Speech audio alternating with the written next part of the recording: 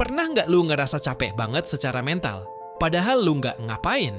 Lu cuma duduk diam, tapi di kepala lu ada perdebatan yang nggak selesai-selesai. Lu kepikiran omongan temen lu tadi siang, lu cemas soal apa yang bakal orang pikirkan kalau lu gagal. Atau lu takut kelihatan aneh di depan publik. Selamat, lu lagi ada di dalam penjara yang lu bangun sendiri. Penjara itu namanya validasi eksternal. Kita didesain secara evolusi untuk peduli sama pendapat kelompok. Karena dulu kalau kita dikucilkan, kita mati. Tapi di zaman sekarang, insting itu justru jadi penyakit. Kita terlalu banyak ngasih tenaga untuk hal-hal yang nggak bisa kita kontrol. Di bab ini, kita bakal belajar gimana caranya narik balik semua energi itu. Dan fokus ke satu-satunya hal yang benar-benar punya pengaruh, diri lu sendiri. Ada sebuah konsep kuno yang harus lu tanam di otak lu dalam-dalam. Dikotomi kendali. Hidup ini cuma terbagi jadi dua. Satu, hal yang bisa lu kontrol. Dua, hal yang nggak bisa lu kontrol. Kedengarannya simple, tapi 99%. Kecemasan lu datang karena lu mencoba mengontrol hal-hal di kategori kedua. Lu nggak bisa kontrol macet, lu nggak bisa kontrol cuaca, lu nggak bisa kontrol ekonomi negara, dan lu sama sekali nggak punya akses ke isi kepala orang lain. Yang bisa lu kontrol cuma dua, pikiran lu dan tindakan lu. Saat lu berhenti marah-marah karena hujan turun, dan mulai fokus untuk ambil payung, disitulah kekuatan lu lahir. Orang yang punya mental baja bukan orang yang nggak punya masalah. Mereka adalah orang yang tahu masalah mana yang layak dipikirkan, dan masalah mana yang harus dibuang ke tempat sampah mental.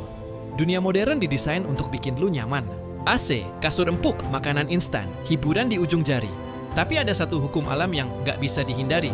Pertumbuhan hanya terjadi di dalam ketidaknyamanan. Otot nggak bakal tumbuh kalau nggak dirusak di gym.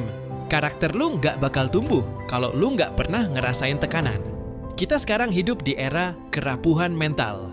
Sedikit kesulitan langsung bikin kita menyerah. Kalau lu mau jadi 1%, lu harus mulai mencari ketidaknyamanan secara sengaja. Mandi air dingin, olahraga saat malas, atau belajar skill baru yang bikin lu ngerasa bodoh. Dengan melatih diri menghadapi kesulitan kecil, lu lagi membangun imunitas mental. Jadi saat badai hidup yang beneran datang, lu nggak bakal kaget. Lu udah biasa berdiri di tengah hujan. Kata paling berbahaya di dunia adalah, bukan salah gue. Gue gagal karena ekonomi buruk. Gue malas karena orang tua gue nggak dukung. Gue nggak sukses karena gue nggak punya koneksi. Mungkin semua itu benar. Tapi menebak siapa yang salah nggak bakal mengubah nasib lu.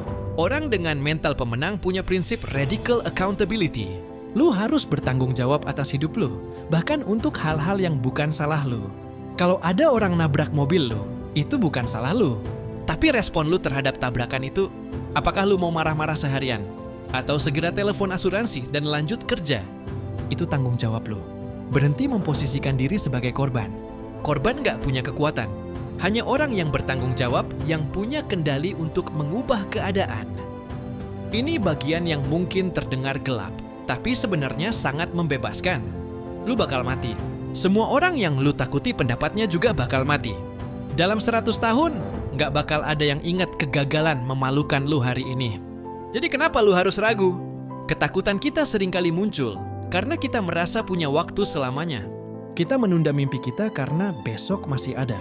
Kesadaran bahwa waktu lu terbatas adalah alat produktivitas paling tajam yang pernah ada.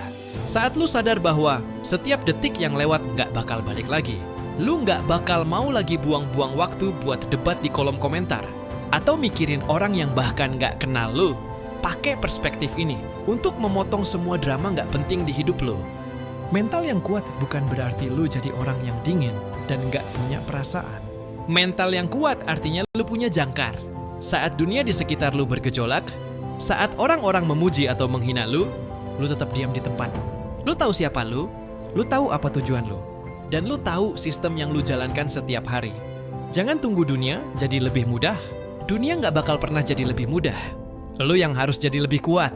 Mulailah hari ini dengan berhenti mengeluh tentang hal-hal kecil. Ambil tanggung jawab penuh. Dan ingat, setiap kesulitan adalah latihan untuk memperkuat benteng di dalam pikiran lu. Selamat membangun sistem, dan mari jadi versi terbaik dari diri kita sendiri. Sampai jumpa di langkah selanjutnya. Terima kasih, jangan lupa subscribe, like, dan komen.